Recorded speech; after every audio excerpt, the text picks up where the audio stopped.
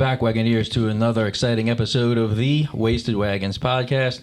We have a special guest with us here. We have the head coach of the UNO Privateer baseball teams, Coach Dax Norris. We're very glad to have you here. Thank you for giving us some of your valuable time, and we're just going to sit here and ask you some questions about how the upcoming season's going, about your old playing career, that kind of stuff. So, again, we appreciate having you with us. Yeah, we know that the start of the season is coming up next weekend. So thank you for squeezing us into your busy schedule. Oh, no problem. Thank y'all for having me. All right, before we get into how the season's going to pan out for you, how you feel like the season's going to go, before we got you on here, I was looking through your playing career. It seems like you had a pretty lengthy one. So all the travel that you had been through, the bus rides, I'm sure you've come across some pretty interesting stories. What's the most memorable one that you'd like to share with us? I'll keep it as clean as possible, but there's a lot during those years of traveling. But I remember going from Tulsa, Oklahoma, back to Round Rock, Texas, when we were in AA, and it was like 11:30, right before noon, and the bus breaks down, I guess, and it's no AC. We're sitting on the side of the road, and you're probably wondering in that time of your career, are you, this might be time to hang it up. This might be the day. And, guys are bitching, miserable, as they should be. And then somebody finally says, like, she's all out of diesel, which is the gas. And just kind of lightening everybody up. And guys had tank tops on and their underwear. And next thing you know, we're all sitting on the side of the road laughing and having a good time. And sure enough, another bus pulls up and we go back to Round Rock. So there's a lot of good ones during the years, but I remember that one because we went from being pissed off to getting real. Somebody cracked a joke, we're good. So, was there a particular team that you played for that was your favorite team? I spent parts of 4 years in Greenville, South Carolina, with AA. So probably Greenville. Actually, I think the last year I went there, when I pulled up in the parking lot, they had mayor.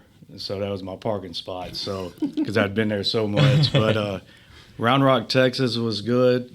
Corpus, I tell our guys all the time, been fortunate where the game has taken me, and playing in some nice stadiums, and on some good teams. I was part of two organizations that I'm very proud, to be a part of. Was the Atlanta Braves and Astros. So, and they were both real good at the time. So it might have been a bad time I was in that organization, but I was fortunate to learn from a lot. So, but those probably were the two, Round Rock and Corpus. All right.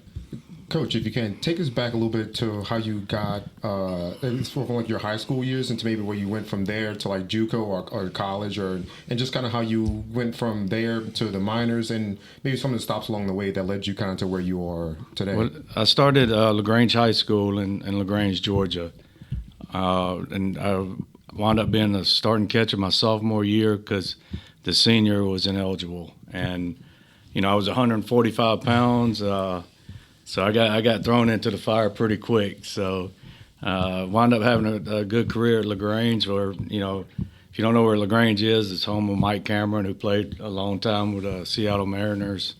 And a lot of good players have come out of there. Then I went to Central Alabama Community College. I wanted to go to D1, didn't have the grades. So best thing I ever did was go to junior college. And it's, telling these kids all the time, it's okay to go to junior college and then come here.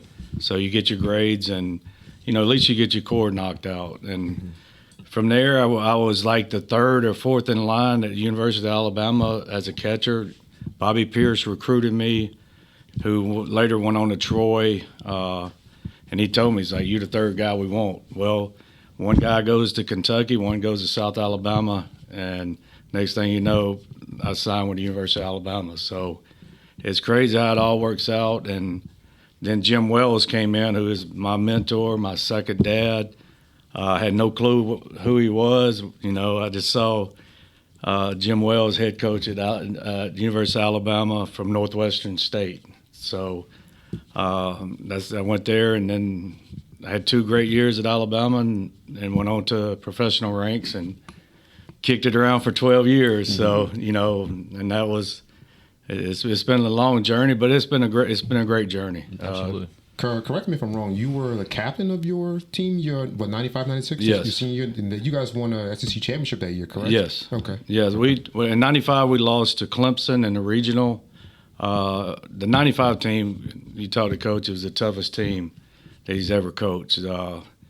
Some of the shit that he did to us, I don't wish on anybody. So, but you know, you thank him now because you know he pushed us. But the '95 team made it to a regional final against Clemson, and then we '96 we come back. The guys that got drafted didn't sign, and we came back and went to Omaha in '96. So, and then the program was just through the '90s and early 2000s, we're going to Omaha every other year. So, What made you decide to go into coaching? Jim Wells. I would always go back to Alabama when you know, this off season, and you know I was always in the recruiting meetings. I was always listening to Butler, Todd Butler, who's at Oklahoma now, Mitch Gaspard, who I also worked for at University of Alabama, who's you know he was the head coach at Northwestern State at one time. So I would, you know, there's that player that came back, and they always made fun of me, like I was the beaten child, and but I could do anything when I'd come back and throw BP, catch bullpens, but just being around them and listen. I love how Coach always explained when he did something, he would explain it like, this is why we do the first and third, or this is why I called that pitch in that situation. So he's a great teacher. You know, like I say, thank God for him. I wouldn't be where I'm at today. And he pushed me to the extreme and made me want to coach. And I'm fortunate before he retired, I got to coach 2 years up under him. And that, you know, that was pretty awesome. Guy you played for and then able to coach up under him. The only thing, you know, I wish we would have got him back to Omaha one more year, but we still had a good 2 years with him. Very cool. Now we've seen you around. We come to the games pretty frequently. We've seen you around here on the coaching staff, working on Coach Dean's staff. What's it like for UNO's program losing a guy like Blake Dean? Well, I mean, the impact he's made is tremendous. And, you know, it's like I tell people, like, it's my job. He gave me the keys to the car with a full tank of gas. His team he left is very good. Awesome. So, you know, I don't look at it as losing. I've always looked at it as a positive side. And I tell our players, like, there's always something positive that comes out of a negative. You can think it's the worst day in the world, but there's something positive still going to come out of it. And the positive that Blake left us, and you know, and working with him for 4 years, seeing how he approached it was, you know, outstanding. And I think that's more of the impact he made on us. Obviously he'll be missed. But he assured me he'll be at the games with Coach Mace and probably wear my ass out every move I make. So that's fine. All right. So when you got that news that you were going to be the next in line to be the head coach, how excited were you? Oh, honored, excited, and like, let's go. And you know, being the head coach, it's like being a parent. You don't know. You know, everybody can tell you how to do it, and all you can do. I felt like for 20 years, I always say. Pressure is, you know, when people feel pressure, they ain't prepared or they don't know what they're doing. And, you know, I feel like I'm prepared for this opportunity, but also there's stuff that's going to come up that you know, that hits you and I'm going, I need some help on this. And good thing is Blake's right up the road and Coach Mays, Coach Wells, there's plenty of guys you can lean on. And I think that's something that in the game you don't see as much, but the guys that's been there, I'm sure at some point in time can give you some experience and go, hey, this is how I dealt with that, and this will help. Absolutely. And I never have too much pride not to ask for help. Now, I mean, you mentioned Coach Mays. Obviously, he's a UNO legend. How often is he helping you out? Oh, he's been helping me out a lot. He come down to the bullpen 2 days ago, talked to our guys, and then the next day he came out and talked some more with them. And I know the last 2 days in the inter squad, we struck out more guys than we ever have. So might need to get him back out here tomorrow. So I know we do when we come here. We always see him down right, almost like front row in pretty much every game. Seats. Yeah, I mean, he obviously loves it. He, spending a lot of time here, and the stadium's named after him, the field. So he's done a lot for this program, and it's my duty to carry that on. Cool. Keeping along the same line of talking about, coaches that before you, like Coach Dean and Coach Mace, that you can lean on for advice and information, things like that. What do you think will be the biggest transition, or the hardest thing for you to adjust going forward from now being an assistant coach to now being the head coach? Just dealing with dealing with all 40 of them now, and then your staff. Obviously it's my job to coach our staff, Brooks and Phil, and be a leader and a mentor to them. So you add another 3 or 4 people to that. So, I think that's, but being around it and seeing how the good ones went about it, and seeing how the bad ones went about it. You learn from, some of the guys you work for that you don't do. So I think that's probably would be, be the biggest transition. And obviously with the team that we have, I feel like the pitching staff and all that sort of. Once you get to the field, I feel pretty good. But there's stuff that, you have to deal with. And Blake, talking to him, he goes, "I'm just putting out fires," but yeah, that's part of the job, and that's I think that's probably that's the biggest transition is that, but nothing we can't handle. So, you hear a lot of people talk about a coach is like the CEO of a program, and you have to deal with not only just the players on the field, your coaching staff, recruiting, and things like that. So I'm sure it puts a lot on your plate, and even you want to focus on one particular thing, but you have to do so much for the entire program, and maybe some things even behind the scenes like baseball ops, stuff like that, you have to kind of deal with as well too. So time management, I'm sure, is probably yeah, it is. And when Megan handling a lot of the operation stuff, it makes our job a lot easier. She does an outstanding job for us, and to where we're allowed to coach and we're allowed to recruit. So she takes a lot of that off our plate. But it's, managing the personalities. You can have 10 guys that are in a good mood, and then, like I say, 2 guys that are pissed off. You don't know. They lost their girlfriend. Their grades are slipping. The car ran out of gas or something like that. So it's, but that's, being a catcher, I think, has really prepared me for this opportunity, catching many different personalities. And we probably need to go get a drink or something with some of the guys that I caught before that, you've seen the movie Bull Durham, the Crash Davis. Towards the end, I was Crash Davis, so, but I think Crash Davis got time in the league. I never got up there, but that's the beauty of it. It's always something different every day, so it's never boring. It's never like the same routine. So something comes up every day, and you just, you work at it the best you can. And like I said, with our guys, it's been good. So we got a good group, so it's made it a lot easier. Sure. Okay. Does that answer your question? Pretty. Absolutely. Yeah. Good. So you kind of talked about recruiting a little bit. How do you try to prioritize recruiting? Like, our state has a lot of really good baseball teams, a lot of good kids come from some of our high schools like that. But you also, obviously, you probably work the portal, and you have transfers and kids coming from JUCO. Can you speak to a little bit to kind of like the recruiting a little bit aspect of how you kind of manage that with kids coming in as your seniors leave as well? Yeah, we have to recruit to our needs, and whether they're in Texas, here, Georgia, obviously a lot of good players in the state of Louisiana, and with Delgado College is right down the road. So it's, but it's not necessarily mean, they might have 2 pitchers that we don't need 2 pitchers.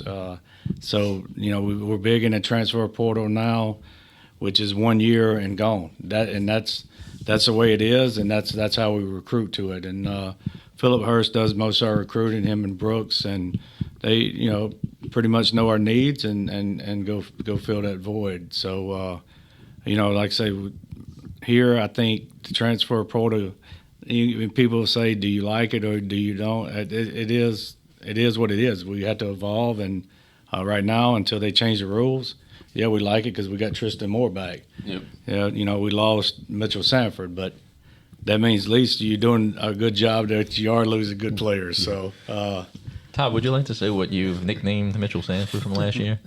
The baddest dude on the planet.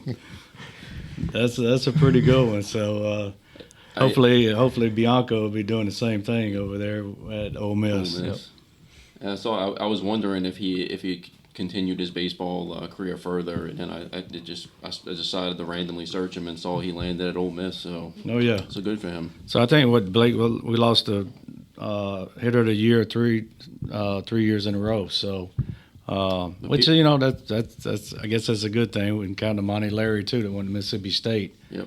A couple of years ago. So Stud. yeah, stud. I mean, I was just going to kind of get your opinion on the transfer portal, but you kind of already nailed it on the head. I was just going to see like what's the pros and cons of it. For Yeah, UNO. the pros of it, you can get a guy that's ready right now, and our shortstop. He gets drafted, you can go get another shortstop that can fill the void. The cons of it is like it's 1 year, and there's no development. And I'm always big on development, but right now get the guy in, which development too is also the mental side of it, and that's what we're doing a lot here. A lot of mental side, a lot of approach, where the physical aspect of it has been good. So, but it's as bad as you don't want to. You treat them year to year and try to get the most of them out of the year, and some of them will leave on good terms, some of them will leave on bad terms, but just get the best out of them year by year and take care of them. Yeah, I just know as casual fans watching, especially from football, it becomes a little frustrating wondering which player is going to be on which program next year. So it's good to have the inside from the baseball side of it as well. Yeah, and like I say, I don't know what'll happen in the future, but right now, those are the rules, and that's what we'll go by it. Yep. Coach, you spoke about development. What do you look for in a player? Do you look for just particular skills or talent, or do you go for like the more coachable type players that aren't necessarily as talented as some of the others? Yeah, and I still think it goes back to like what our needs are, and then when we bring the guy in, the character, the work ethic. Obviously, I remember being at Alabama. We played UNO 2 games, and they beat the shit out of us. And we know how good. I mean, you go anywhere in the country, and everybody knows UNO. So the guys that we bringing in, usually already have the skill set or the talent. It's is the kid looking you in the eye? Is the kid, does his the AD at the former school say he goes far and beyond, community service, all that. So all that's important. That don't mean you don't take chances on guys that don't have that, but I want guys that work. I want guys that work when we're not watching. And there's a lot of them, the cage down here, they go hit in the cage, and we got guys throwing on the field, a lot more on their own. And really that's how you get better. I mean, like the saying is, I lead a horse to the water, I can't make him drink, and you really don't want to. You lead them the right way, and then they drink on their own and get better. So, but we have. That's probably the main thing is the work ethic and getting after it and having energy. So we like guys with energy. Great, good answer. We were kind of just looking over the roster, and I know it's preseason, right? So the Southland That's go time now. Southland Conference came out with their preseason rankings. You have, I believe, 3 players in the first team or second team all conference. I believe you have the freshman of the year, presumably right now in Aiden. Torres. Yeah.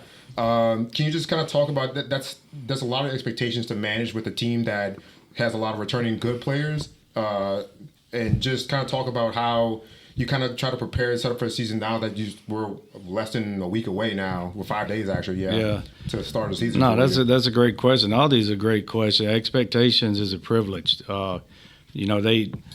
We have high expectations here, and that's where you want to be. You want to be at a place that that they expect to win, and year in year out we expect to win the championship and go to a regional. And I was telling these guys, don't think Omaha is not that far away, and that's the belief in our mindset nowadays, because Coastal Carolina did it a few years back. There's a lot of teams now, with the scholarship situation and the transfer portal, that you can do that, and you definitely. I mean, we live in Omaha here, so I mean it can happen, and like I want these guys to set their goals high, and that's like I say, we knowing the expectations, even coming in as a pitching coach, and that's I love that. We love pressure, and that means people care about you. People want to see you do well and win games. And I know Coach Mason and Blake will be right there expecting us to win games. So, and that's what we plan to do. I mean, just look what Evansville did last year. Yeah, exactly. So. He and I actually went to the College World Series in 2021, and that was the year Mississippi State won. And we've said, but we're gonna if UNO can make it there, we're dropping everything and we're going. It doesn't matter, what we have planned. We're dropping to go support UNO in Omaha. What I tell the players too, like that's a goal. That's my expectation, and obviously I remember going into Alabama. They were 4-22 the year before I got to Alabama. Now, Coach brought in a bunch of JUCO guys, and we talked about going to Omaha on a constant basis, and that was ingrained in us. So, and a year and a half later, we went to Omaha. So, I think, and being 4-22 the year before in the SEC, to make that quick turnaround. So, well, we you can do that now because we're a bunch of JUCO bandits, and but like I said, it was ingrained in us, and him coming from LSU too is always, well, that's not going to beat LSU. That's not going to beat LSU. So I think that was a little more motivation for us too, which, that's why he was one of the best. Mm-hmm. Now, I asked you if you had some fun stories from the road during your playing career, but do you have an Omaha story? I remember we hit so many home runs. The first BP there, they had to call back to Tuscaloosa, and plus we threw about the other half in the stands.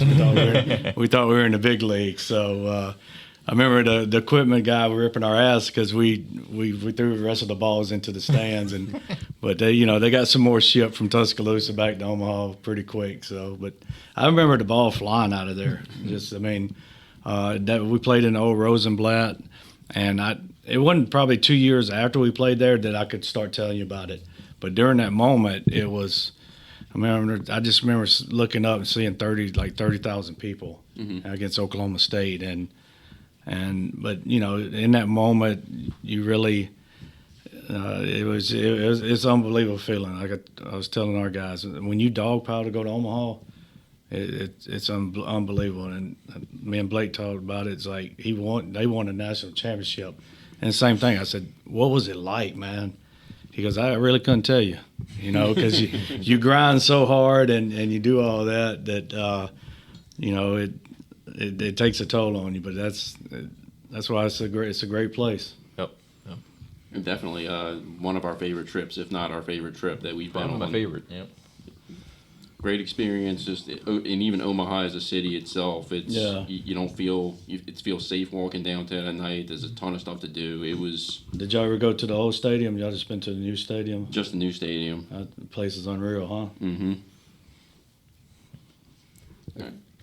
Now, Patrick brought up Aiden Torres being the conference's preseason freshman of the year. You had mentioned that you're glad that you received Tristan Moore back in the transfer portal. So what does it mean for UNO's program having a guy like Tristan Moore back in the lineup? Well, first thing for our team is like leadership. He had immediate impact of being a leader.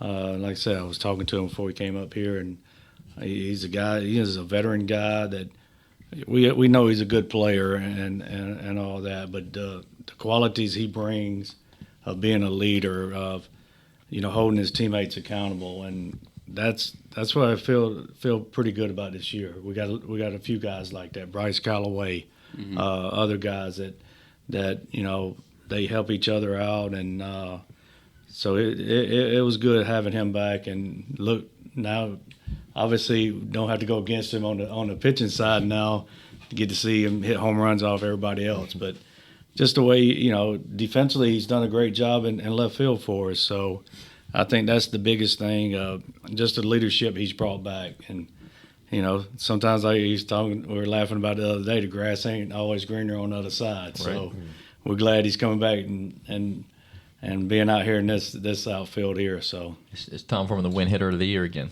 yeah, no doubt, no doubt. So I told him he needs to hit like 40. So Patrick and I do have a wager on this. So if he ends up finishing the top 3 of Southland hitters of the year, Patrick has to drink a drink of my choice to him. Okay. And if not, I have to drink a drink of Patrick's choice. Now, hold on, Coach. I don't want Todd to frame this as though I'm a hater. I'm pulling against this happening. Todd just has a extreme man crush on Tristan, and as also he had for Mitchell. So every time we would do a pod episode and he would talk about it, it was always Tristan or Mitchell and this and that. I'm like, you know what? Let's do something so we can give me more up for it like that. Yeah. So don't put me out as like I'm hating on this or I don't want to see it happen. Okay. I'm not saying you're hating on it. I'm just explaining the wager that we have going. Well, 3 of us are UNO grads and 1 of us attended UNO, so we all have ties to UNO. Yeah, we all care deeply. We're all alumni. Yeah. So this is a big deal and important to us. So we always want to see UNO do well, especially coming up with the game against Tulane in the Pelican Cup series. Yeah. We know you guys have a game at the box later, not too far from now, I believe. Yeah. And a couple other, I think the Southern Miss is on the schedule. Yes, I think we go to Southern Miss. Southern Miss like that. Something I wanted to ask, and I know like last year, UNO played Florida State, and that's a big get and a big draw for a crowd to play a quality Division I opponent like that. Can you kind of talk about what it's like to get these other bigger name schools to come and play, and how the kids maybe feel or react to like playing like a big or prominent D1 school from like say a bigger conference, like big Power 5, like it's LSU when they came here and we beat them. We're talking about Monty Larry when he split the gap. I think Blanchard came in and did well, and this place was packed. So that's what it brings, like especially when they come to here. Hopefully, get with Jay and at LSU to get them to come back down here, which I know they do that like every 3 or 4 years. So. It's huge, and but the one thing I think with us, obviously having Blake had, obviously all LSU legend, had been in the SEC at Alabama, so we would tell our guys we know what good players, and we have good players. It's just a matter. Don't be in awe when you go there. It's just a name on a jersey. It's just a game. Yeah, we go into Oklahoma and like we should have won all 3. So that's the way we approach it, and I think that's the way winners approach it. The mindset that, you can do it. You can, and we've been on that side of it. So used to, when I was second year coaching at Alabama, we would tell them, like, you'll win 10 games or 15 games because you got that across your chest. LSU will win 30 because they have that. But don't, on the flip side of that, if you're going in, don't be in awe of that, So that's what we tell them. Like, go in, let's go. I always say, let's get that SEC money or get that Big 12 money. We need some money to spread around. Yeah, I know you didn't have a winning record last year in the Pelican Cup, but I remember I think it was maybe the first or second Tulane game. You guys were right at the first inning. I think you jumped on them or up early in that game, and they kind of came back and took control of the game. It was ended up being a close game. I think maybe 6-3, something like that. But then they come back in the last game. I think you guys beat them. Was it maybe 10 in the 10th inning? Yeah. Another like 6-3 close game like that. Yeah. The game you guys beat LSU. You're talking about, like, there were a lot of pissed off fans in the. In the stands, like, I can't believe we lost to UNO. It's like, again, it's not about, they might have a bigger recruiting budget and things like that, but you still have to go and play the game. You got to throw balls, you got to throw strikes, exactly. You got to hit the ball. So, like you said, and baseball is different. I don't mean to interrupt you, but baseball is different. You have one good pitcher and have average guys behind you, and you can win if that pitcher, is good enough to shut somebody down. So. That's why that's how it's different. Now, a guy like Colton Mercer, you could do a lot of things. Yeah, exactly. Wish we had him back, but I think he's doing well in his career. I'm sure. So this is kind of tied into this question. So I know you just mentioned playing bigger schools like LSU. Over the past couple of years, when we've been supporting you, I've noticed that Nichols has been kind of almost, they're kind of the team that he and I actually have really started to dislike, almost like becoming a rival to y'all. Is there somebody that when y'all beat, it gives you the greatest satisfaction? Everybody. Everybody. It doesn't matter, Whether it's in the squad, when we'd shut Blake's hitting down on the pitching side, or he'd hammer the pitching, so it's everybody. And I think that's the way winners are. There's that I'll leave that up to y'all to figure out who you dislike and all that. The Nichols fans, but just over the past couple of years, have just gotten very arrogant. I don't know. So, but no, everybody that we play, we win. I enjoy beating them. So that's our plan. Can you talk about the conference, how you feel about the conference overall as a whole, just from top to bottom, just got a little preview, because I know Nichols has won the last two tournaments like that. Yeah. Lamar, I think was preseason number one right now, but they're a very solid squad. You have Southeastern, you have Nichols, you have Northwestern State as well. Yeah. But you guys, again, you were preseason 3 last year, preseason 6 year, but you look at the players that you have coming back and players that you've added, including like say Aiden coming in like that, I think you have a very good mix of veterans who have been around for a while and know what they're doing, and some younger players that hopefully come when it's time they're ready to step up and play well for you. Yeah, I think we have a lot more depth on the pitching side. Our pitching has been better. We have a lot more depth on the position side as well. So a lot of competition. So that will only help in the conference. Adding UT Grand in it, right? Grand, yeah. So they're I know that Matt Locke has done a great job everywhere he's been. I know they're going to be good. And one thing is the conference is a little bit underrated. It's a good conference, top to bottom. So I think it's about a week in and week out. So obviously the preseason favorites, which that's fine, whoever it is, but we want to be there at the end.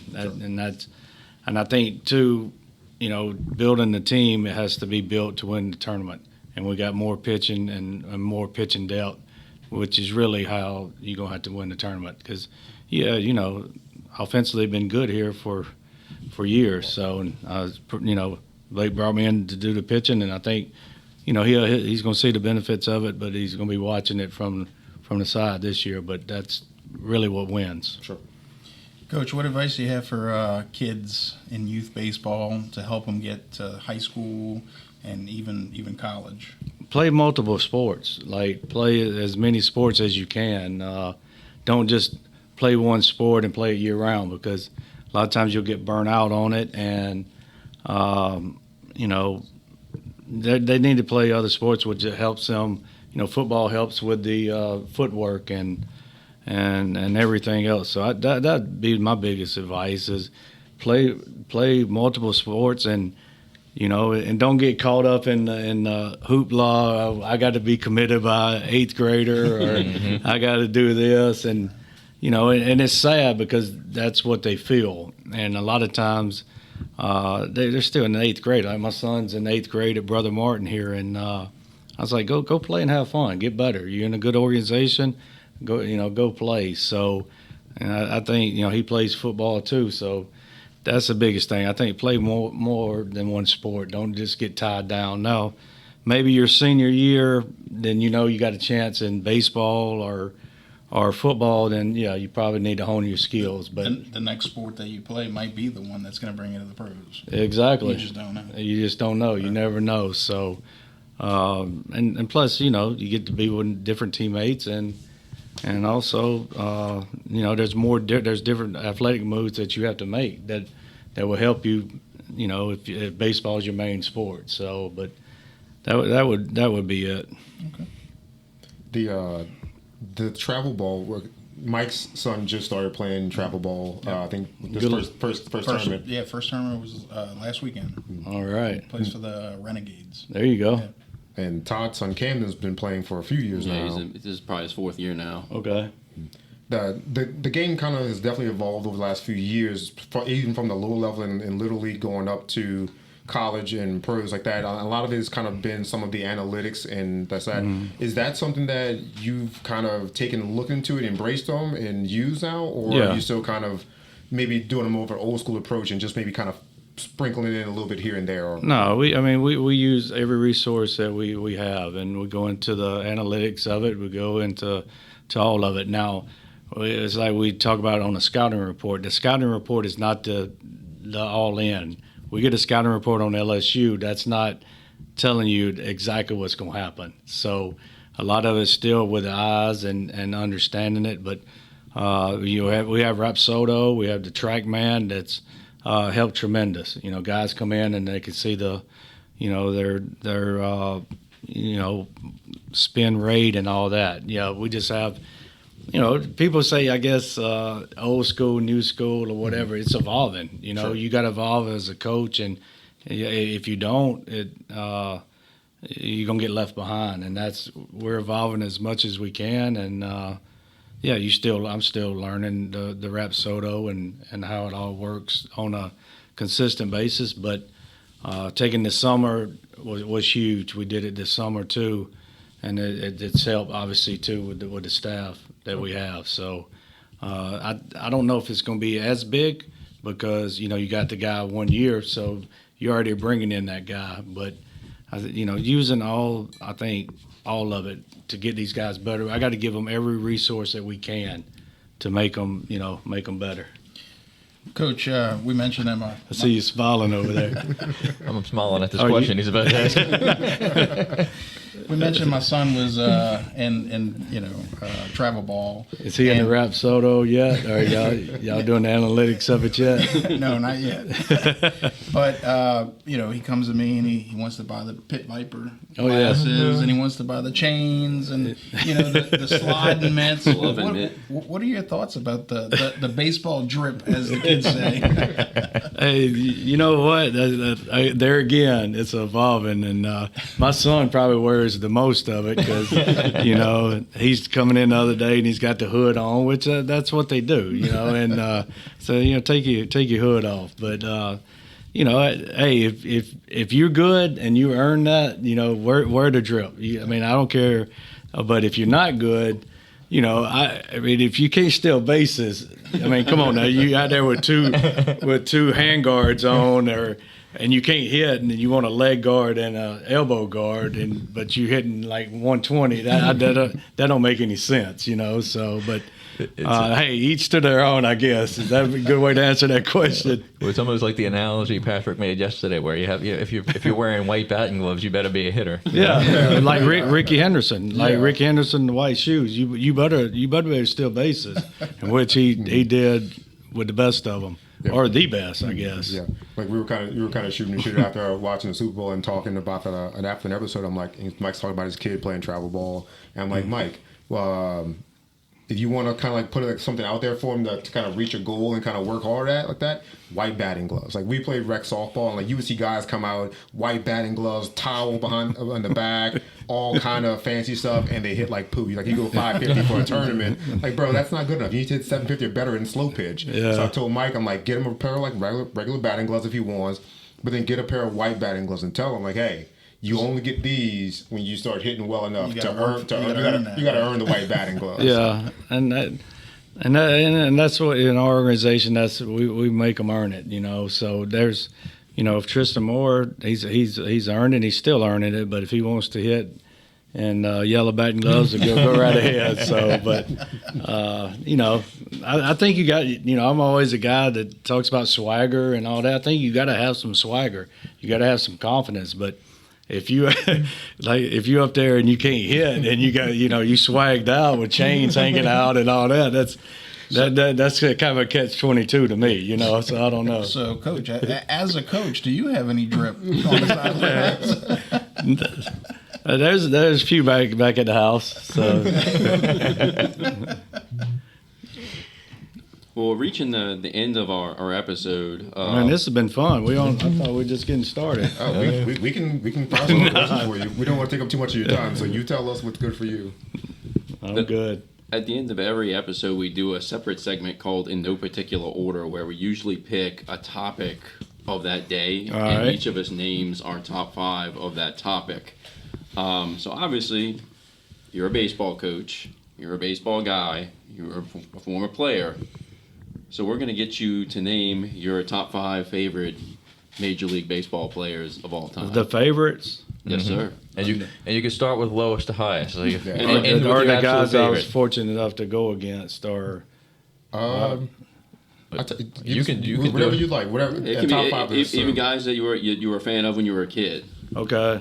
And I think like probably I'd do it during my time that I can give you a better feel for it. And there are honorable mentions. I know Patrick doesn't tend to like the honorable mentions, but sometimes you just don't want to leave a guy out, Coach. I just don't want you to have 15 honorable mentions. Then your top 5 list is a top 20 list, and I'm Right. just in here dragging ass behind you. So there's an unwritten rule where you're up to two honorable mentions. But there's usually some leeway. So, Coach, if you want to put like 6 honorable mentions, I'll let you slide. With No, that. I'm You're the good guest on the of honor honorable for the mention. evening. You said the top 5, we'll go 5. All right. All right, so you can start whenever you're ready, Coach. I would say, seeing Ken Griffey Jr. first, Eddie Murray, Chipper Jones, Roger Clemens, Greg Maddox. Okay. That sounds like a no particular order. That was. That's the way Mike likes to do That's it. just whatever came to my head right Step there. away, Coach. So if you had to pick a number one, who would the number one be? If I had to pick a number one, like I knew that guy was going to win, take us to Omaha or win the national championship or win the World Series, Greg Maddox. Okay. Solid choice. And that's nothing against the rest of the great ones too, So- because they can do it too. So one of the guys that's actually on our pod is a we'll call him, we'll say Braves fans in quotations, but he would appreciate that pick. But he There's plenty of Greg Maddox stories, and that's a lot of the stuff I learned from him that's was passed on to these guys. We'll kind of tell you a little funny story about our buddy Russell. He couldn't make it tonight, so he was not a big sports guy, but he's kind of going along and picked up some things over the long being with us and hanging out with us like that. So we were doing an episode called Top 5 Favorite Players from Your Favorite Team. So we all went around the room. Chad's an Orioles fan. He's a Guardians fan. Okay. I'm a Cardinals fan. We actually just went to St. Louis last year in a guy's trip. Took the train up to St. Louis, saw a game or two like that. But we get to Russell and he's like, oh, I'm gonna do some research. I'll pick a team. I'm like, okay. So we're doing a whole reveal on the show. And he's like, I took the Atlanta Braves. I was like, okay, why'd you take the Braves? He's like, well, WGN back in the day, that's the game, that's the channels that we could watch growing up, and so we got the Braves, Cubs. the Cubs, and the White Sox like that. It's like, all right, so give us your top 5, and he goes with number 5. He's like, Tom Glavine, and everyone just stopped and was like, the hell did he just say? It's like, you mean Tom Glavine? And he's like, yeah, sure, that works. And it's like, all right, well, carry on. And he goes like, I think Smoltz was his number 4, Yeah. and he's going, and he gets to number 1. Oh, he's like number 2, and I'm like, Russell, if your number 1 isn't Hank Aaron, I'm probably gonna have to cut you off this podcast. Yeah. And he goes, it's Hank Aaron. I'm like, wait a minute, did you just go on like baseball.com or baseball reference and pick their 5 greatest Braves of all time? He's like, yeah. I was like, okay, all right, that's fine. But we gave him shit for like Tom Glavine's like, I didn't know how to spell it or pronounce it or whatever. I just looked it up. It's like, okay. But he's a good sport. He actually dressed as Tom Glavine for a costume Halloween party this year. So it's a little funny story we had. He thought you'd enjoy being in the Braves organization. Yeah. Like that, though. I do have another question though to add, and I actually thought about it when I was talking to you about your playing career. Mm-hmm. Were you ever starstruck with some of these guys that were bigger names that you got to meet along the way? I think your first big league camp you are when you roll into Atlanta and you see if you're not then something's wrong, but you see Greg Maddox, Tom Glavine, or Tom Glavine, Gary Sheffield, and then Chipper Jones, Javi Lopez, and guys. It was I stacked. think it was probably easier for me because I grew up watching all of them, and But the one thing I do regret is not getting their autographs on a bunch of balls or hats or whatever. But I was fortunate to go in there and learn from the veterans like we had who taught you how to play the game.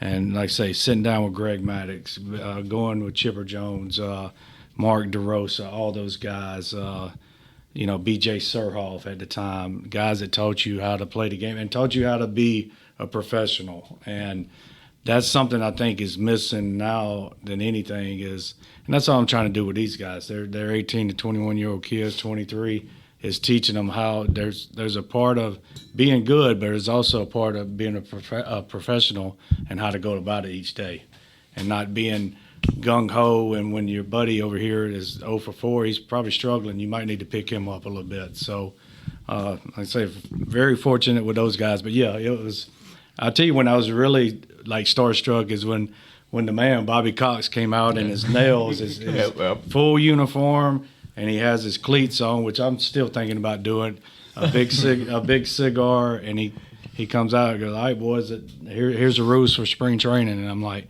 that's Bobby Cox, but all those guys, though, they were so nice and treated you very, very well. And you see why organizations that are, obviously good for a long time, there's a reason. And I'm just, like I say, thank God I was fortunate to be a part of that and the Astros too. Very nice. Well, Coach, to end this off, we have these little questions that we like to ask everybody. Can I ask one more question? Go ahead. Who was, say, maybe the toughest pitcher you faced in your career that you can make a Good question. Good question, Pat. Billy Wagner. Oh yeah. Okay. He just got into the hole. Yeah, and we were talking the other day. So Billy Wagner, I guess I was facing him in spring training. When I went to the Astros, he went to Atlanta, I guess. And I was facing him, I guess the year before is when he got hit in the head. And but I'd never forget. I saw his arm come up, and then I just swung. It went a bullet right by his head. And I get to first base, and I think it was Cheo, Jose Cruz goes, don't look up. And he's like staring at me the whole time, and I never looked up, because but I had known, had talked with him the year before, and he was obviously one of the toughest ones. But there was a lot of them that were pretty good. But I just remember I only saw the ball maybe a split second, and somehow it hit a line drive right by his head. So, but yeah, he would definitely be at the top. And was there a pitcher you would say that was maybe the toughest for you to catch for? Like they maybe just be it their movement or their command was they could throw like a really nasty breaking ball or something like that, or they were just like really hard ass about a particular about a routine or something like that. Yeah, the sinker ball guys that were tough to catch, very tough to catch. Peter Moreland, who wound up getting to the big leagues with Atlanta, Kansas City. There's a lot coming up that were wild as shit, that help you become a better catcher. Sure. But probably a guy like that, Peter Morton, the sidearm guys were very tough to catch. And you really had to lock it in, or, you got your thumb, broken or whatever. So, and the guys with the big sweepers. But I was fortunate, once you get like to AA and AAA, most of them have honed their skills. So you're not blocking too many balls in the dirt. So, that helps, and as you go on up higher, the lights are better too. The balls are better, so just everything's better, and that's why they always say it's better in the big league. So, have you broken your thumb or a finger from playing? I would in Dominican, a guy was stealing, and I went to throw and hit. I think it was Ortiz's bat or somebody for Escogido, and it broke. So, and I think it still broke, but he didn't. That was about the only broken bone I had. Okay. So would you say that was your worst injury during your playing career? That was the only one. Knock on wood. That was the only one, and that. So sometimes it's these guys come and say they're a little sore, and that's why you have to evolve too as a coach. You can't go. Back in the day, nobody got hurt. But I was fortunate being a catcher and catching that many games that I never had a major injury or anything like that. There's a lot of it that you played through because you had to, because you would get released. And, we obviously, too, didn't have all the research and, the STEM and all that they have now, which is great. I mean, the arm care, they got all that. And but back then, though, I was one that I couldn't afford to go in the training room because if I went on a DL, I would get, they're like, oh, you're 32 years old, we'll just send somebody else younger. So, which, that helps you in coaching and all that. That there's always someone that's trying to get your job, and you gotta go to work and perform every day. You got to grind, man. Got to grind. That's it. Speaking of grind, we're gonna push it to the grind a little bit. Mike's got a few questions for All you. right, come on with it, Mike. It's a little bit of a tradition that we ask this to everybody on the podcast. All right. We felt that we needed to ask you and see what your thoughts on these questions were. Pretty clean, Yeah. fairly. You're gonna be like, why? What do these things have in common? But there's one or two. you just have you to pick might, one. You might All need right. an explanation for the first question. Yeah. Explain as much as you want or as little. So here we go. First, chips and salsa or pumpkin spice? Oh, chips and salsa. Thank you, Coach. Chips and salsa by far. My wife would kill me if I didn't say that neither. So like fall time comes around, you don't like No, go. no. Chips and salsa in the fall. Okay. Chips and salsa year round. Fair enough. Fair enough. Coach is my kind of guy. Chips and salsa all the time. Coach, have you ever- There's something to this one right here, huh? No, it's just I don't remember how It was this an actually argument started. between Mike and his wife. Yeah, Mike and his wife argued about this, and She was chips and salsa. rightfully so. So they had the argument. He brings it onto the pod, and then anytime when would come on, he'd ask him chips and salsa or pumpkin spice, and I'm like, how is that even a debate or a question? Yeah. And I always say, I can get chips and salsa year round, pretty much anywhere. You can only get pumpkin spice a small time of the year, and then you're SOL. So what's really the debate here? But All right, here we go. The next Do one. an ad. Wait, no, I just want to say go something ahead. though, Coach. Have you ever had the pumpkin coffee high protein smoothie from Smoothie King? No, I haven't. It's amazing. You got to try it. No, I you're haven't. not missing out on But it's anything, only Coach. It's only Patrick, 30 days out of the year. So Yeah. What do you drink for the other limited window, 11 months? All right, Coach. Here we go. Next one. Pizza rolls or bagel bites? Pizza rolls. Yes, 2 for 2. man, I pick pizza rolls myself. Stunning. you get the best of both worlds with a bagel bite. You get a bagel and you get pizza. I mean, It's just not as good, but you know what? And they don't scald your mouth as much. Coach spoke. He said what he liked. That's the winner. All That's right, the one. Let it go. Okay. And lastly, Coach, and I think I know what you're going to choose here because you already have a Coca-Cola cup. But don't let that fool you. Exactly. Is it Coke or Pepsi? Pepsi, Mountain Dew. hell yeah. So that right there on the scouting report, that sets you up right there. So you thought we were throwing a righty, but we were throwing a lefty. There you go. All right, got fooled. Coach No. Norris is a Mountain Dew guy. Always Mountain Dew for some reason. I never drink coffee. Have a little bit, but just always Mountain Dew, and I always had the cup, and I don't just. That's about the only thing. Mountain Dew is the first energy drink. Yeah. So But what about the Baja Blast? Do you like the Baja Blast Mountain Dew? no, my son, he'll have that. I can't. I tried it a little bit. I just can't. I guess that is old school. Of there's some things that you're gonna make sure you have it. It's a Mountain Dew. Were you in your playing days, and maybe even in your coach career, were you a big seeds or dip guy or Dip. like that? Dip? Yeah. I hate to say it, but yeah, dip. Seeds sometimes, but more so dip. I think we've all been down that road before. Some with better results than others, and you know how it goes. Well, Coach, we appreciate having you on. I felt like it was a really good time. Oh, no doubt, Thank you for no taking the doubt. time out your busy schedule before the season starts this weekend. Let's do this again. Yeah. Is there anything that the floor is yours? Is there anything you'd like to say? Talk about your team. Anything you want to relate to fans or people who be listening to come out to the games? Or talk about before the season starts. I know you start this Friday. This Friday actually. Right? Yeah, we start this Friday in West Georgia. But, with it being such quick, transition, obviously a couple weeks ago it seemed like with Blake stepping down, I'm big on alumni and the people supporting the program and the people that's played here before and the fans. The fans are coming out, watching us. So it's my word that I will make sure the alumni, fans, and everything will be happy with what they see. And we'll play right. We're gonna make mistakes, like I tell our team, but we're gonna make them full tilt. If we're gonna throw a ball away, it's gonna be thrown away good. We ain't gonna throw a parachute out there. So, and I think doing that creates the mindset of what we are, and that's I want them to play loose too.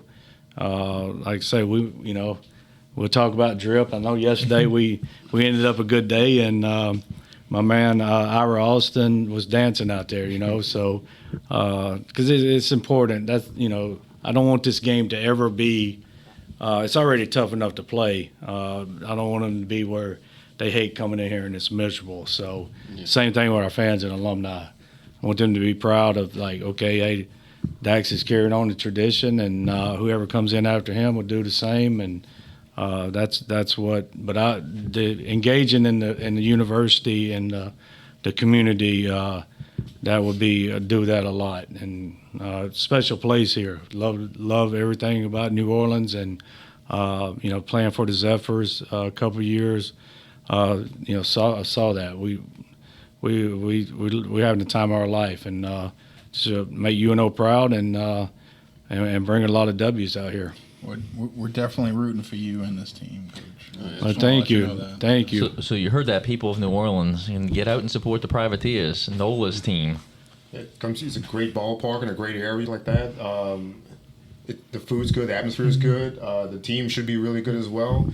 We obviously have the right man to take over and lead us going forward. We will for sure be here to come support and root you on and cheer you on, and hopefully we'll get a chance to talk to you maybe not pre and post game, but hopefully down the road we can talk to you a bit more often and things like that, and see what there's anything we can do to help you out and maybe help the kids out too. Yeah, maybe we do this every Monday night or something. So I had a big time.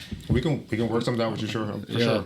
But I want to thank you again for having us set up in the press box. I think this is a perfect location, and as you see the backdrop behind us, the maze, a very beautiful, underrated ballpark. Yes, it is.